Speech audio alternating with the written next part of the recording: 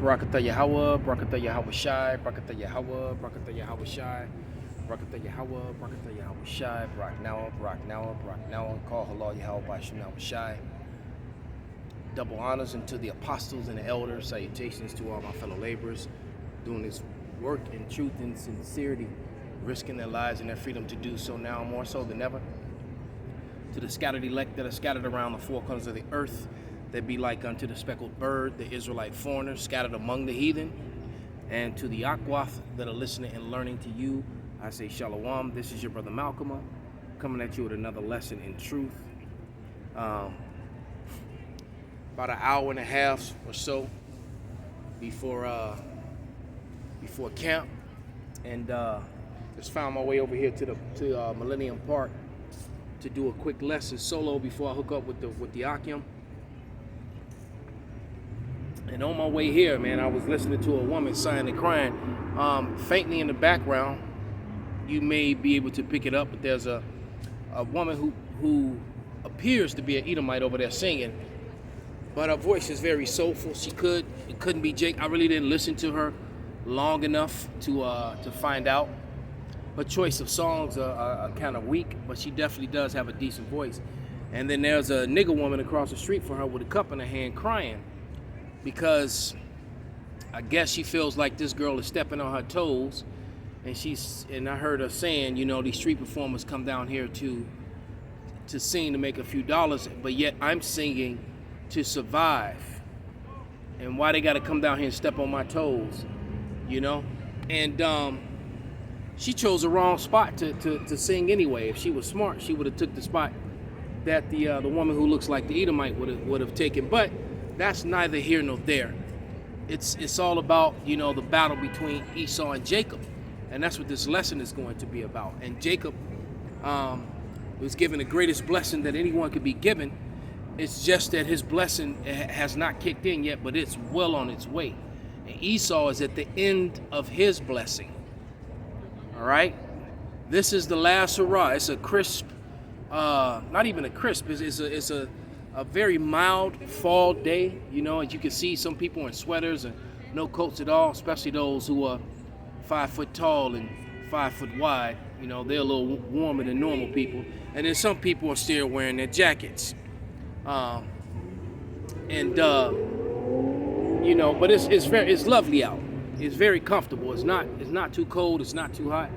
So, you know, I wouldn't be shocked if some of the other camps come out. ISUPK might come out, IUIC, because it's a perfect day, especially if you're wearing all the leather motorcycle gang material turned into garments. It'll be nice and comfortable. Because if it's too warm, you know, you get hot in all that leather with all those bracelets on. All right, but let's get right to the lesson, man. I'm going to go to the book of Genesis, the 27th chapter, and talk about the blessing. And this isn't going to be a long lesson, but I do pray and hope that it shall be very informative, especially to those of you who might be new, or even some of you who might be intermediate in your Israelite walk, and you're waking up to the fact that you're Israelite. But I'm going to start at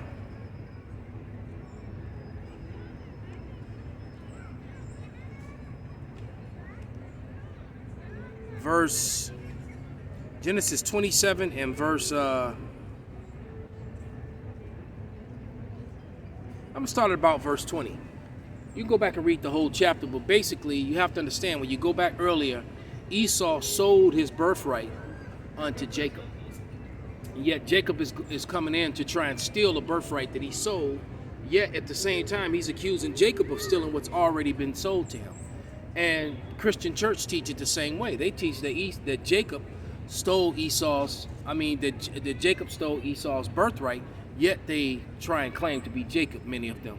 All right, they teach that Jacob is a thief, but then they try and claim to be Jacob. But let's start at verse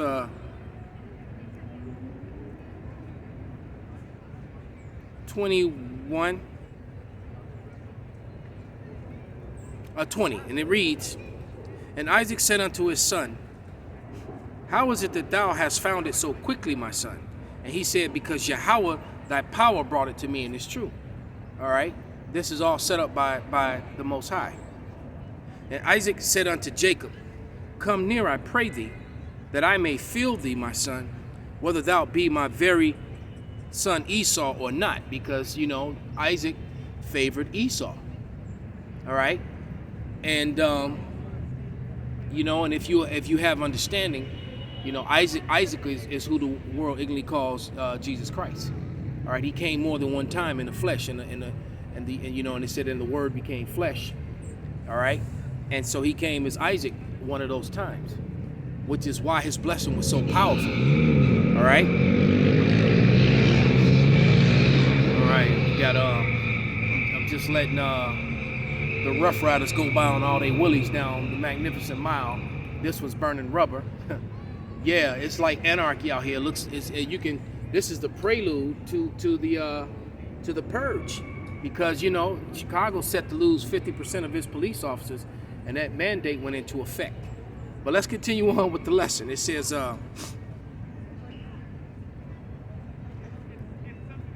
and Jacob went near unto Isaac his father, and he felt him and said, the voice is Jacob's, but the hands are the hands of Esau. And he discerned him not, because his hands were hairy, and his brother's Esau as his brother's Esau hands. So he blessed him, and he said, art thou my very son Esau? And he said, I am. And he said, bring it near unto me, and I will eat my venison, my son's venison, that my soul may bless thee. And he brought it near to him, and he did eat, and he brought him wine, and he drank. Because Isaac had gone blind, so he really couldn't see anymore. All right? So,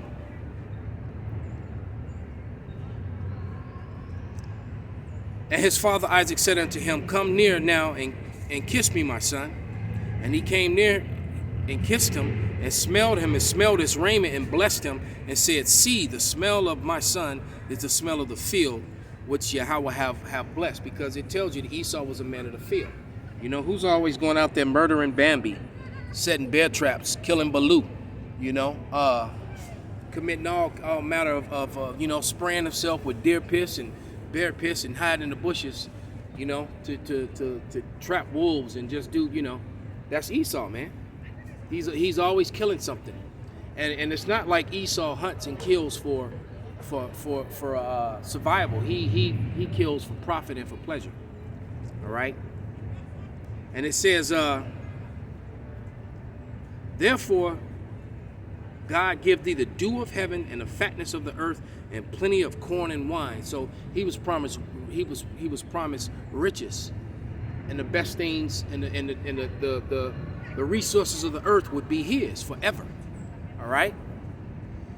And it says, let people serve thee and nations bow down to thee.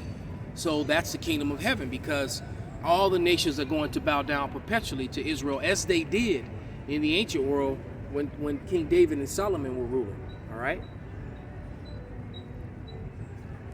This is also how you know that that the people over in the land of Israel are not the people of the Lord, because this isn't happening. This is what happens when Israel goes back home.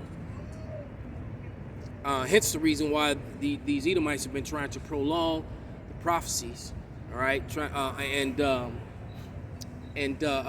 then at the same time claim it to be Jacob, because they know that these are the blessings that's coming to Jacob. All right, and it says, let people serve thee and nations bow down to thee. Be Lord over thy brethren. See, Esau is not included in that. He's included in being lorded over. All right. It says, be Lord over thy brethren. So all the other Hebrew nations, Jacob is going to have dominion over. So Elam, Moab, Ammon, all the other Esau, all the other Hebrew nations, man. Okay. Those other seeds, when they talk about Abraham, not of many seeds, but as of one. All right. Going back to you Galatians 4 and 3, trying to bring the other nations into it. All right. And it says, and let thy mother's sons bow down to thee. See, once again, curse be every one that curseth thee, and blessed be he that blesseth thee. And that's exactly what's going to happen. All right? And it came to pass, as soon as Isaac had made an end of the blessings, blessing Jacob, and Jacob was yet scarce gone out from the presence of Isaac his father, that Esau his brother came in from hunting. So, like I said, he was out there killing Bambi and Baloo and all the rest of the animals. Okay? Like his sons do today, that is. All right? And he also had made savory meat and brought it unto his father, and said unto his father, let my father arise and eat his son's venison, that his soul may bless me. So he came in to take a blessing that he had already sold. And I like to give the example of the used car. You know, if I sell my car to my neighbor across the street, all right, to the person that lives across the street from me, okay, and they buy my car, all right, and then I come out one day running late, and I still happen to have an extra key, and I decide that I'm gonna, or I just need to make a quick run to the 7-Eleven, to the corner store or something, and I decide, well, you know what, I'll just run to the store real quick and bring it back. You know, they may come out as the moment that I leave, and they may be late for work or whatever. It's not my car anymore. I sold it, so therefore, if I take that car now, I've stolen it. All right? Esau came in to take a blessing that was no longer his, making him the thief. And that's why the Lord said he's going to visit the house of the thief, those who stealeth on this side. All right? Okay, it says, and it came to pass, as soon as Isaac had made the end of blessing Jacob, Jacob was yet scarce gone out from the presence of Isaac his father, that Esau his brother came in from hunting. Let me jump down to 32. And Isaac his father said unto him, Who art thou? He said, I am thy son, thy firstborn Esau. And Isaac trembled very exceedingly, and said, Who? Where is he that taketh the venison, and brought it to me, and have eaten, and I have eaten of all before thou camest, and have blessed him? Yeah, he shall be blessed, because that bless came from on high, through Yahushua and through the Father. So that blessing couldn't be turned back. But that blessing went to who it was supposed to, because the Lord set it up to be that way. He said in the first, you know, when they were Jacob and Esau were born, it said, and the elder shall serve the younger. All right, basically. All right, he that came out first shall serve he that came out second. That's why when you read in 2nd Ezra, it says in 6th chapter how he held the heel of Esau. All right, because it symbolized he was going to bring him down. Okay, which means to be brought down, that means you have to be in power. That means that race has to still be here. The Lord said he would have war with Amalek from generation to generation. So that's another false doctrine being taught that the Edomites are done away with. All right, how is that so when Jacob has to physically bring them down? All right, the Lord's gonna be behind it and give them the power to do it. All right, but ultimately it's the Lord that's gonna do it. But Jacob is gonna have a hand in it. That's why it talked about his hand being on their heel. All right. And when Esau heard the words of his father, he cried with a great and exceedingly bitter cry, and said unto his father, Bless me, even me also, O my father. And he said, Thy brother came with subtlety, and have taken away thy blessing. And he said, Is he rightly named Jacob? For he hath supplanted me those 2 times. He took away my birthright, which was a lie. He sold it. You see how he's just lying? And no one talks about this in the churches. He's lying. He lied. It said, And behold, now he hath taken away my blessing. And he said, Hast thou not reserved the blessing for me? And Isaac answered and said unto Esau, Behold, I have made him thy Lord, and all his brethren I have given to him for servants, and with corn and wine I have sustained him. What shall I now do unto thee, my son? Basically, there's nothing left for you. And that's when you go to Romans, the 9th chapter, it reads as it does. So these, you know, it's beautiful how the Most High make this song go together. There was a band from Chicago called Liquid Soul. And And the band was raw as hell, man, because they had a saxophone player. I think his name was Mars. I think he was really a Jake. He appeared to be an Edomite. And then you had a trombone player, which was Jake. You had a trumpet player, which was Jake. You had a rapper, which was Jake. You had a songstress, which was Jake. And then you had a DJ, which was the Northern Kingdom. All right? And the DJ would be spinning house music, hip-hop, or whatever, and the band would come up and start playing along with the song, and then it would turn into their set. And then after they played for, like, 45 minutes to an hour, however long their set was, the DJ would start mixing a record with whatever they were playing. Hence the name Liquid Soul. They blended together, and that's how these scriptures blend together, man. All right?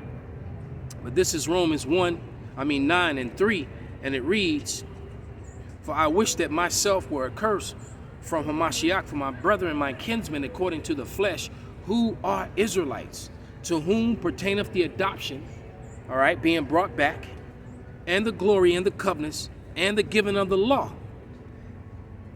and the services and the promises." See, it was promised to Jacob, and Jacob's blessing fell on his 12 sons.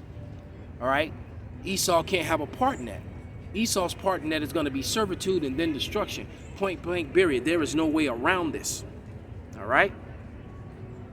It says, "And whose are the fathers, and of whom as concerning the flesh Hamashiach came, who is over all, God bless forever. Amen." So Yahweh Shai, he came back for the flesh of the Israelites, his brethren, according to the flesh. So there's no hope for you Edomites, you heathens, and you other nations, man. Point blank period. All this restrict. You notice, man, very few people are wearing masks, man. Okay? And pretty soon, and even when you go inside and get on the buses, people are starting, in restaurants, people are starting to lax on it because people are getting fed up with the bullshit and the constant, and the constant lies that the media are pushing, referring to certain things that are going on in the world, man. The false narrative is breaking down because there's too much evidence that proves that the narrative is false.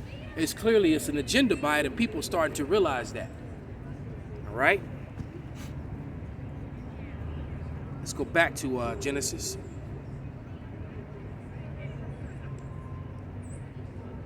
And let's jump up to where Esau gets his blessing, which he used well. And verse 38, it says, "And Esau said unto his father, Hast thou but one blessing for me, my father?